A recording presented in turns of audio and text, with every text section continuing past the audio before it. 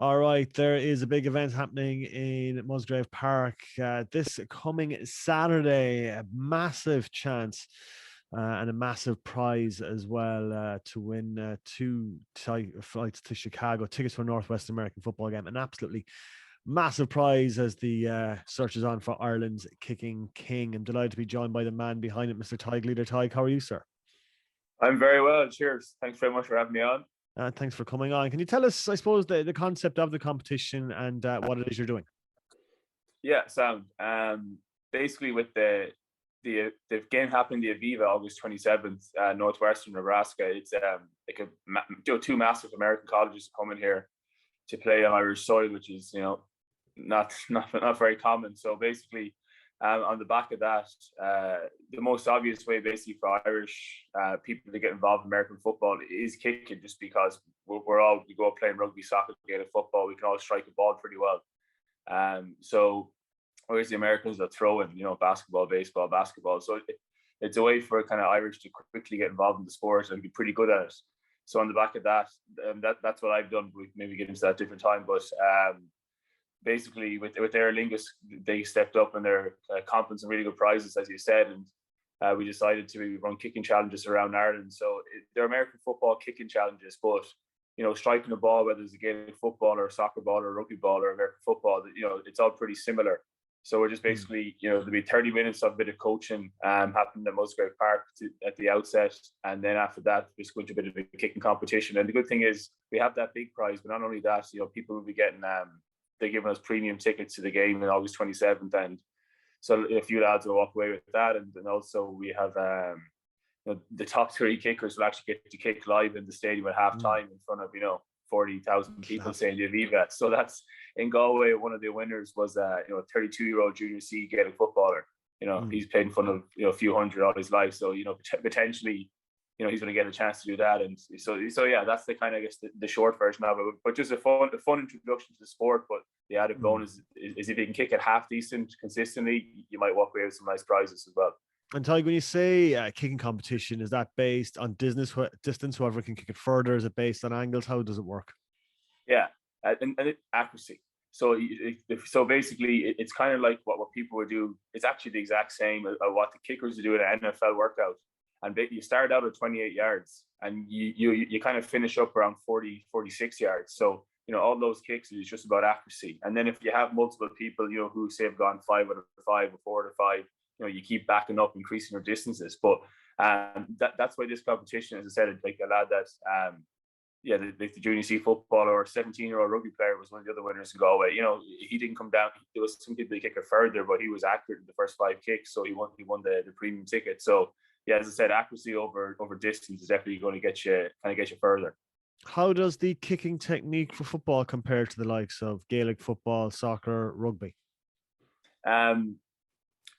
The biggest difference is in American football, was my biggest adaptation coming from a rugby background, was you're only 3 paces away from the ball. So you're very close to the ball, because in a real situation, you only have like 1.3 seconds from the ball being snapped to the ball being kicked. So you can't be that far from the ball. Whereas, working with rugby, and I got to work with Kerry free taker Sean O'Shea, and he was very good, but obviously, taking frees, you think he's 9 paces off the ball.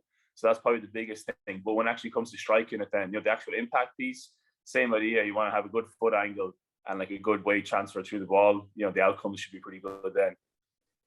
Exactly, yeah. Talk to me, Tadhg, about your career and how you've ended up in Canada playing as a kicker. Yeah, a bit of a random one, but kind of came through the Galway man and came through the system, the Connacht rugby system, and progressed through there, and then played a bit out in Italy, and then most recently then moved out to the States, playing in Major League Rugby there. And there's a few Cork lads playing out there. Good lad Jan Poland went through UCC in Cork and played with him in Boston. So I was playing Major League Rugby in Boston and San Diego, and like I said, a lot of my stuff has been random, and that led to me starting playing internationally for the US rugby team. I qualified on residency, bit of that, and along came COVID. I'm just, my biggest strength, I wasn't a great rugby player, but I was, a pretty sound kicker. So People in the States were saying you should get into American football, you should give it a go. And, I'd never really took it seriously. But when COVID came, I had, nothing to do. So I just went banging a few American footballs, and then that progressed pretty quickly to I retired from rugby. My team wasn't delighted with me, but sure, you're lucky you have. I'm 30 now, so I was 28 at the time. So I just kind of said, if not now, never. And then that led to me kind of going out to San Diego and training with a lot of the NFL guys, a lot of the kickers there and coaches, and played in the league in the US, played in the league in Germany. I'm trying to find experience. So played in the US and in Germany out there. So it was surprisingly popular in Germany. Anyway, did both of those and managed then get to sign up in the CFL, which is the Canadian league. So the NFL is the biggest, but the CFL is the next biggest. So I was up there in it's called Hamilton Tiger Cats. It was random, and it wasn't very many. There's some Irish lads in college, but there's no one kind of knocking around, trying to do the kind of pro circuit, as they call it. It's hard, but through that I realized that there's so much room for Irish lads to kick American football. It's just we're not exposed to it. So I guess that was probably, to be honest, that was the catalyst for these challenges that I'm actually doing. And how did your skill set then as a rugby player translate to American football? The kicking stuff, all the lads thought the players, American football players, all thought I'd be, loving all the contact and the tackling. They're all very excited to see, oh, geez, we have a kicker who's a rugby player, so he'll be getting downfield and laying the shoulder. But I was more of a Ronan O'Gara side fly half, kind of sit back in the pocket and kick the corners. So I think some people were a bit disappointed when I was kind of like, I'd rather not, lads. And to be honest, part of the reason as well with the move was, through rugby, I got bumps. You get plenty of bumps and bruises, a few operations and things like that. So part of the logic was, if it could be an NFL or American football kicker, in theory, you shouldn't get touched much, so that can prolong the career. So that was a bit of the kind of jump over between the two sports. And how do the hits compare between American football and rugby?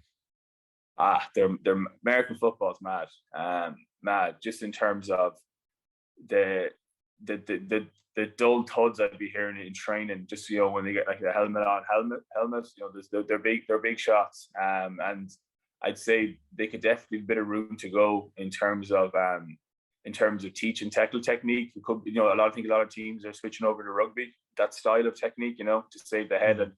And that jumped out to me. That was like, Jesus, a lot of space here for you lads to progress and be a bit safer. But and then I will say though, for the teams that are in Ireland, I've seen some of their games, and they're very good, because I think a lot of them grow up maybe playing rugby or they're coached the rugby style technique. So I would say for people playing in Ireland, it's definitely safer than what some of the lads are doing in the US and Canada.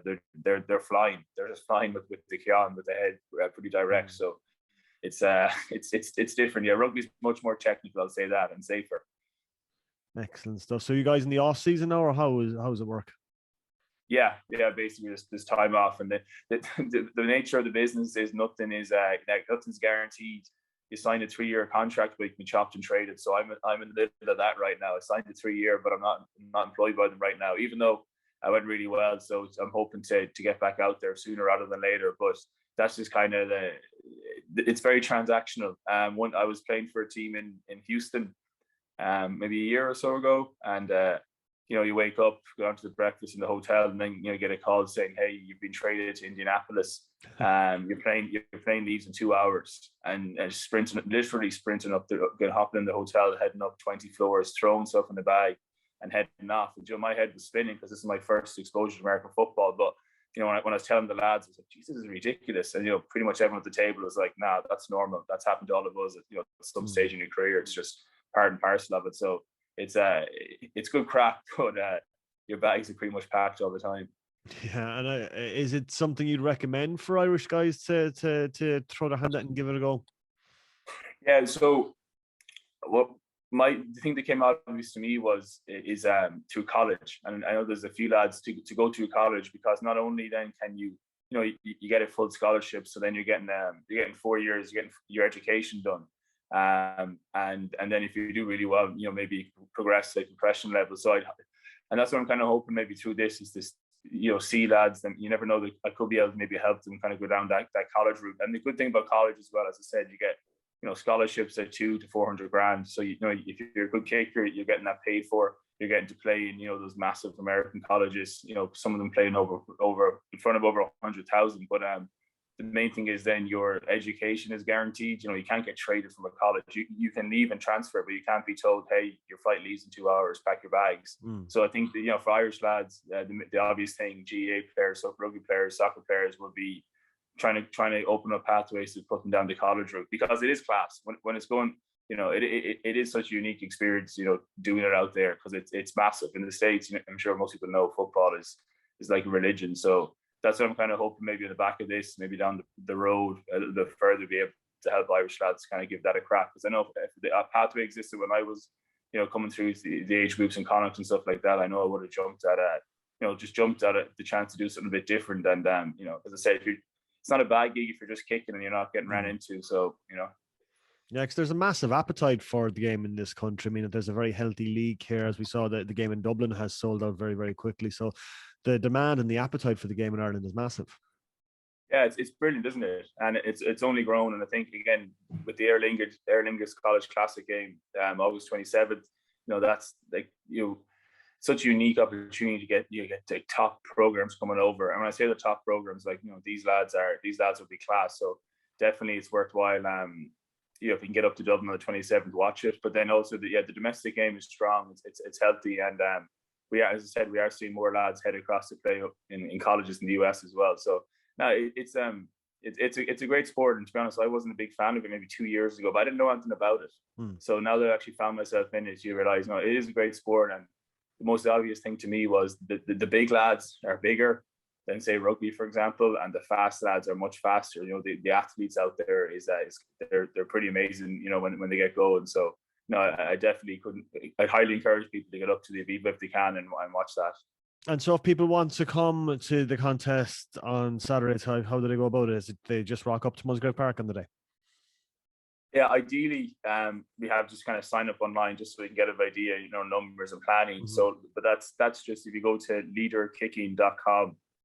You go to that website, you'll find a link there for Cork, and just tap it in, and it's open to anyone 16 and older. And although American football in the States is it's a male sport, it's for this event it's open to females as well, because again it's just kicking. We're kicking American footballs, but kicking's the main thing. So anyone, male, female, 16 or older, and again, you don't have to be the best kicker for your club or the best free taker for your club. It's just if you're a pretty sound, decent striker, and you're accurate, you come along. As I said, people will walk away with tickets and the chance to go to the next stage and win the big prize. And actually, everybody will get if they fancy a 20% off match tickets for the Aviva. That's open to everyone. So if they fancy going up to the big game. Yeah, and what time does it start at, Tadhg? 11 o'clock in Musgrave. So we say 11, things generally always roll a little bit later, people rocking in. I'd turn up an hour late and go away as we're finishing. But ideally, it's close to 11. And actually, on that, bring your boots. If you're coming, bring your boots. He turned up an hour late without his boots. So yeah, bring the boots along, and that's all you really need. But at 11 o'clock, as close as possible, we'll try and get ourselves started. And if people can't make Cork on Saturday, there's also Limerick on Sunday. Exactly, just up the road there in UL, we'll be doing Limerick. Same thing if you go to leaderkicking.com. I think that might be 11 a.m. start as well. So because I know people have club championship, and I think some of the rugby stuff is kicking off, so it's hard to find the right time. But yeah, you could head up the road to Limerick if Saturday morning didn't work for you in Musgrave. Tadhg, it's been an absolute pleasure talking to you this morning. Thanks a million for coming on. Best luck with the rest of the kicking competition, and who knows, you might find the next NFL kicker right here in Ireland. That's the plan. Down in Cork, even better. Salman, thanks very much.